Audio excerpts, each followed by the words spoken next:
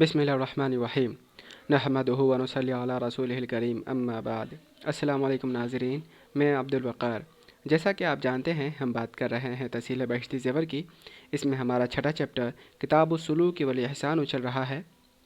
اس میں ہمارے 5 سیشن ہو چکے ہیں، آج چھٹا سیشن ہے۔ اس سیشن میں ہم انشاءاللہ بات کریں گے شیخ کامل کے ساتھ تعلق کے بارے میں، جیسے پیری مریدی کا بیان، شیخ کامل کی علامات، مرشد سے تعلق کے آداب، اگر بے دین پیر سے تعلق ہو جائے۔ آئیے شروع کرتے ہیں۔ شیخ کامل کے ساتھ تعلق۔ پیری مریدی کا بیان۔ کسی اللہ والے بزرگ سے اصلاحی تعلق رکھنے کے کئی فائدے ہیں۔ ایک فائدہ یہ ہے کہ اصلاح باطن کے جو طریقے مذکور ہوئے ان پر عمل کرنے میں کبھی کم فہمی سے غلطی ہو جاتی ہے، شیخ کامل اس کا صحیح راستہ بتا دیتا ہے۔ دوسرا فائدہ یہ ہے کہ کتاب میں پڑھنے سے بسا اوقات اتنا اثر نہیں ہوتا جتنا شیخ کے وعظ و نصیحت اور ہدایات سے ہوتا ہے۔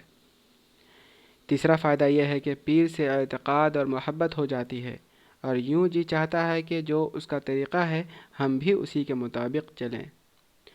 چوتھا فائدہ یہ ہے کہ پیر اگر نصیحت کرنے میں سختی یا غصہ کرتا ہے تو ناگوار نہیں ہوتا، پھر اس نصیحت پر عمل کرنے کی زیادہ کوشش ہوتی ہے۔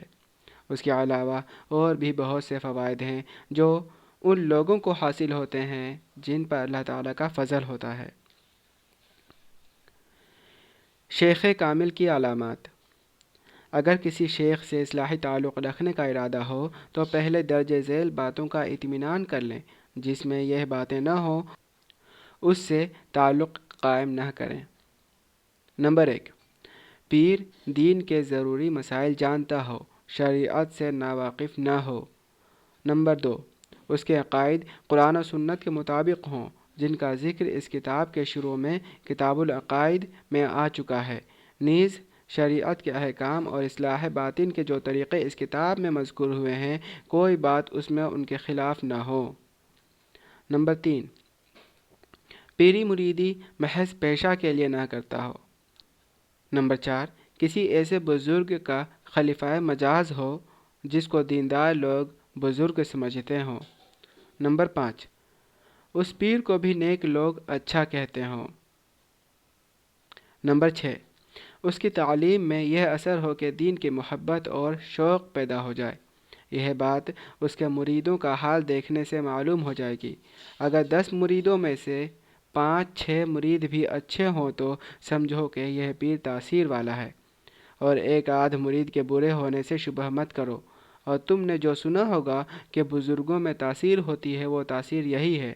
تاثیر کا مطلب یہ نہیں کہ وہ جو کچھ کہہ دیتے ہیں اسی طرح ہوتا ہے۔ ان کے ایک پھونک مارنے سے بیماری دور ہو جاتی ہے، یا جس کام کے لیے تعویذ دیتے ہیں وہ کام مرضی کے مطابق ہو جاتا ہے، یا ایسی توجہ ڈالتے ہیں کہ آدمی پر وجد طاری ہو جاتا ہے۔ ان تاثیروں سے کبھی دھوکہ نہیں کھانا چاہیے۔ نمبر 7، اس پیر میں یہ بات ہو کہ دین کی نصیحت کرنے میں مریدوں کا لحاظ نہ کرتا ہو، ہر خلاف شرع اور نامناسب کام سے روک دیتا ہو۔ جب کوئی ایسا پیر مل جائے تو اچھی نیت سے یعنی خالص اصلاح باطن کی نیت سے تعلق قائم کرنا چاہیے۔ اگر مذکورہ بالا اوصاف کا حامل کوئی شیخ میسر نہ ہو تو مرید بننا فرض تو نہیں، البتہ دین کی راہ پر چلنا فرض ہے۔ مرید ہوئے بغیر بھی اس راہ پر چلتے رہو۔ مرشد سے تعلق کے آداب۔ اپنے شیخ اور مرشد کا خوب ادب کرے، ذکر و اذکار کے جو طریقے وہ بتائے ان کی پابندی کرے۔ اپنے شیخ کے بارے میں یہ اعتقاد رکھے کہ اصلاحی تعلق رکھنے میں مجھے جتنا فائدہ ان سے پہنچ سکتا ہے اتنا اس زمانے کے کسی اور بزرگ سے نہیں پہنچ سکتا۔ اگر بے دین پیر سے تعلق ہو جائے۔ اگر غلطی سے کسی بے دین پیر سے تعلق ہو جائے، یا پہلے وہ صالح تھا بعد میں بگڑ گیا، تو اس سے تعلق ختم کر کے کسی متبع شریعت بزرگ سے متعلق ہو جائے۔ لیکن اگر کوئی ہلکی سی بات کبھی کبھار پیر سے ہو جائے تو یوں سمجھے کہ آخر یہ بھی تو انسان ہے، فرشتہ نہیں۔ اس سے غلطی ہو گئی جو توبہ سے معاف ہو سکتی ہے۔ ذرا ذرا سی بات پر اعتقاد خراب نہ کرے، البتہ اگر وہ اس خلاف شرع بات پر ڈٹا رہے تو پھر تعلق توڑ دے۔ پیر کے بارے میں یہ سمجھنا کہ اس کو ہر وقت ہماری حالت کا علم ہوتا ہے بہت بڑا گناہ ہے۔ پیری مریدی کے متعلق ایسی کتابیں کبھی نہ دیکھیں جن کا ظاہری مطلب خلاف شرع ہے۔ اسی طرح جو اشعار خلاف شرع ہیں ان کو کبھی نہ پڑھے۔ بعض لوگ کہتے ہیں کہ شریعت اور چیز ہے اور طریقت یعنی پیری مریدی اور چیز ہے۔ یہ لوگ گمراہ ہیں، انہیں جھوٹا سمجھنا فرض ہے۔ اگر پیر کسی خلاف شرع بات کا حکم دے تو اس پر عمل درست نہیں، اگر وہ اس پر ضد کرے تو اس سے تعلق ختم کر دے۔ اگر اللہ تعالیٰ کا نام لینے کی برکت سے دل میں کوئی اچھی حالت پیدا ہو یا اچھے خواب نظر آئیں یا جاگتے میں کوئی آواز یا روشنی معلوم ہو تو اپنے پیر کے علاوہ کسی سے ذکر نہ کرے، نہ کبھی اپنے وظائف اور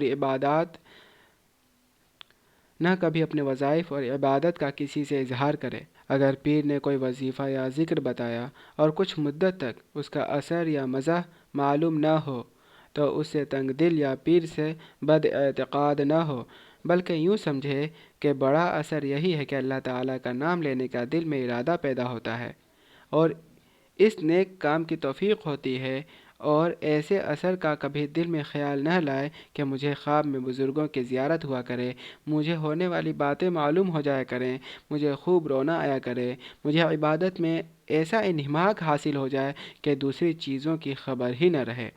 کبھی کبھی یہ باتیں بھی ہو جاتی ہیں اور کبھی نہیں ہوتی۔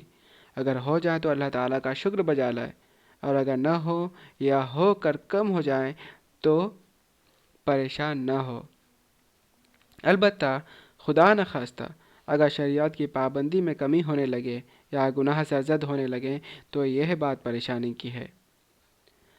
جلدی ہمت کر کے اپنی حالت درست کرے اور پیر کو اطلاع دے اور وہ جو ہدایت دے اس پر عمل کرے۔